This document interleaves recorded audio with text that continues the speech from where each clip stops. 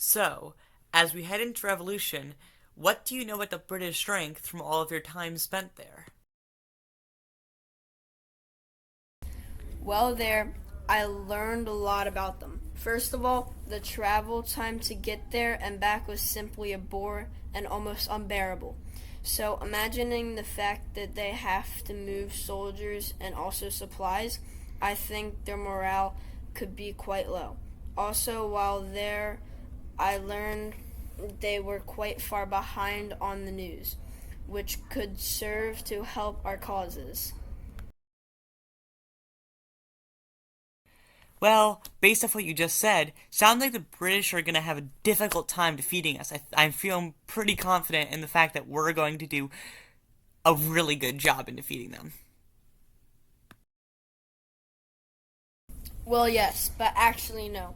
While they might have so many weaknesses compared to us, they are also a very formidable force that has 40,000 redcoats and 30,000 Hessians, more than we could ever think. Plus, they're very well developed fighters, tactics compared to ours. I'd say the odds seem harsh. Well, now that you say that, that kind of completely changes the scene and everything. I feel like even against such a formidable force, even if they're a little bit demotivated from what you previously said, we're still going to get destroyed. I just learned that the British citizens don't want to fight and that they probably want help from their people. Well, what? Oops, sorry, I didn't mean to interrupt. Eh, I want to hear more.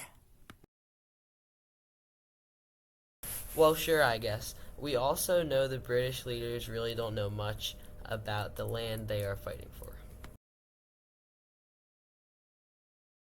Well, thank you, John, for the news. And you probably should leave so we can deal with this. Well, goodbye anyways, even though you guys really didn't tell me to.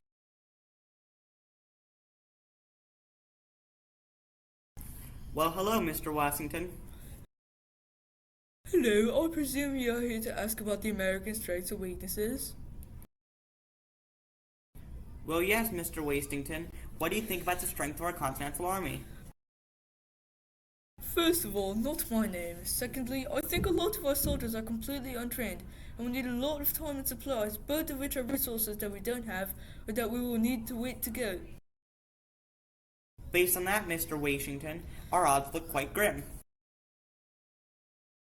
Well, I think those who believe we will be crushed are naive, as they don't know the strength of our patriotism, and that we are secretly being sent resources by the French as we speak. And besides, I think with my own voice alone, I can crush them with my courage and force.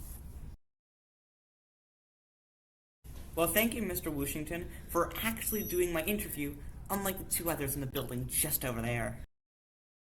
Well, you seem to have quite the sense of humor, but I've got to go on to our next battle. May I see you later? Farewell anyway.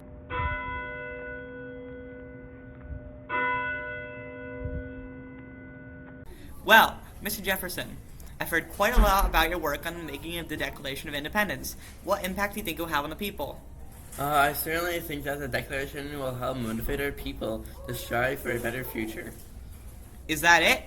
Well, I have seen that the Declaration has already helped show the people the way to help fight the oppression we are under, as in phased by the pamphlet Thomas Paine wrote. I will admit, I have seen that. Along with the pamphlet and the Declaration, American patriotism is riding high. What do you think? Yeah, I guess that's a good thing. Meaning I'm glad that people actually read the Declaration.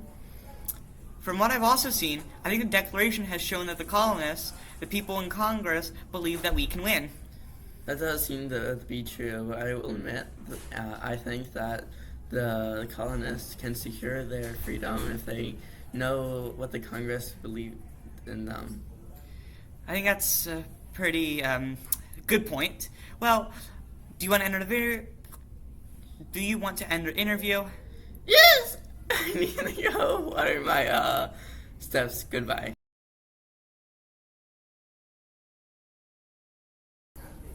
Well, Mr. Payne, I've heard quite a lot about your pamphlets.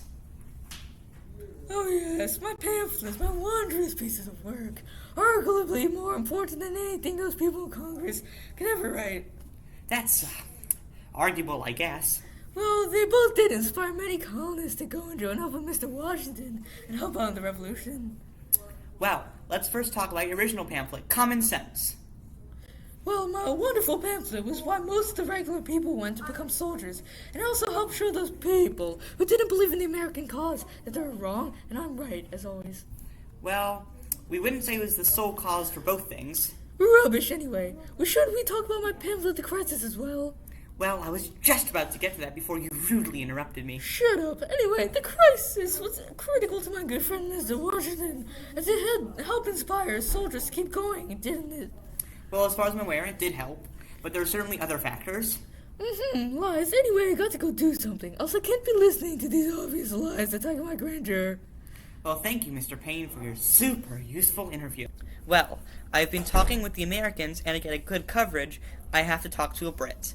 So, I wanted to ask you about the British soldiers and their numbers. Well, I presume you already know about the British and his numbers.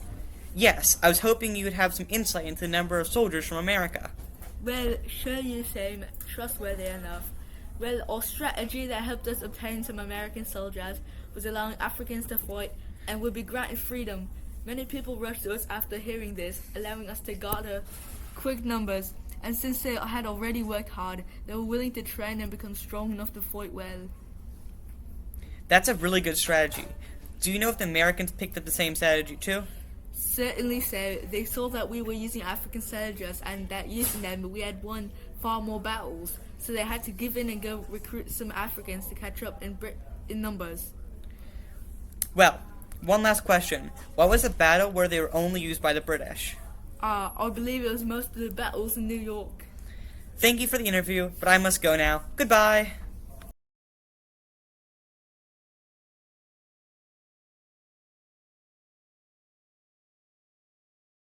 Mr. Wasington, I have finally found you and wanted to ask you a couple of questions.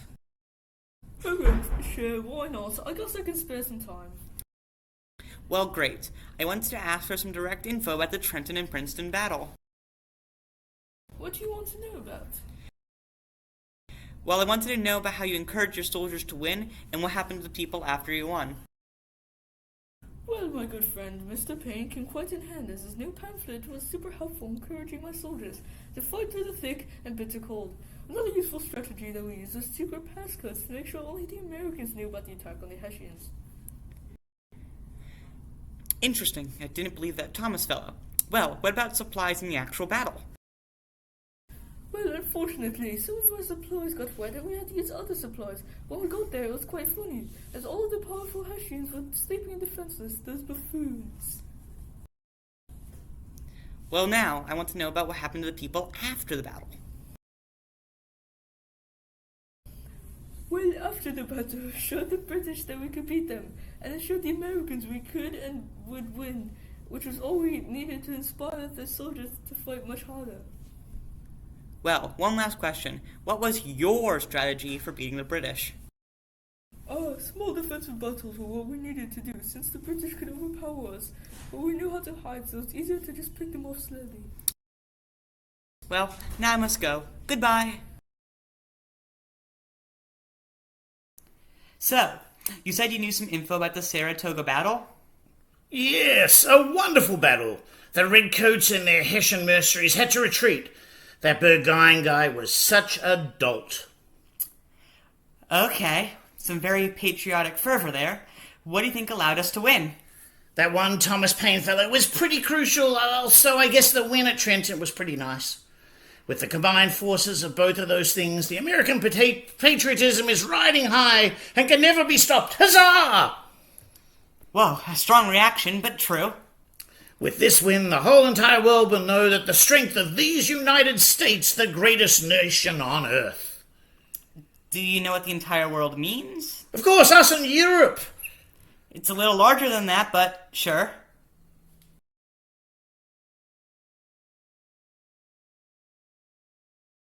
Oh, finally!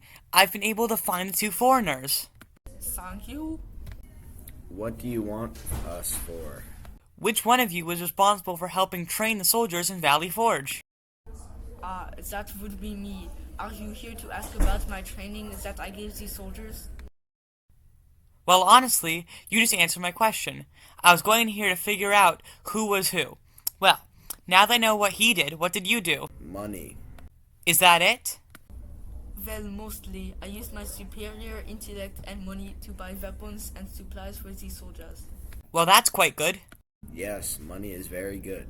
Is that it from both of you? Yep. I have to decline. So have a good day.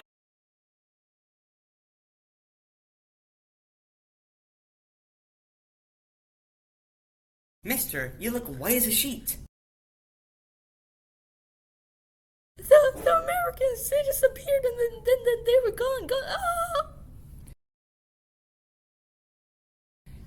What the heck happened here? I was just chilling, and then out of the swamps, those horrifying Americans came down on us, and then only moments later, my best bud was gone, and all our supplies were gone. Any more to say on what happened to you guys? No, please, no. All I know is what I just said. The fact that by the time we reached Yorktown, we totally left destitute. Well, I guess that's good for the Americans, and to know. Okay, no, go before the Americans get you. That'll be my cue to leave, I guess. Goodbye.